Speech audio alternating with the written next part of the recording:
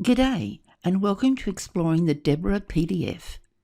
In March 2020, at the start of the pandemic in Australia, I introduced my first Pattern-A-Month series, which was so well received that I followed it with the Pattern-A-Month number 2 in September in 2020. Each month I continued to explore the format of the e-files, and in the February 2021 PDF I introduced an interactive index.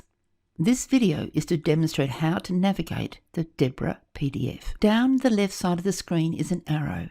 Click on that to open out the navigation bar. At the top is the page icon. Click on that to see the thumbnail pictures of the individual pages. Click on the page thumbnail to open at that page.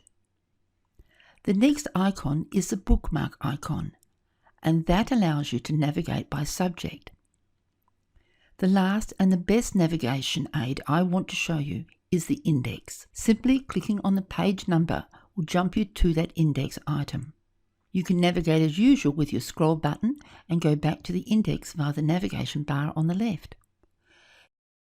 Thank you for watching, and please consider subscribing to my Pattern-A-Month number 3.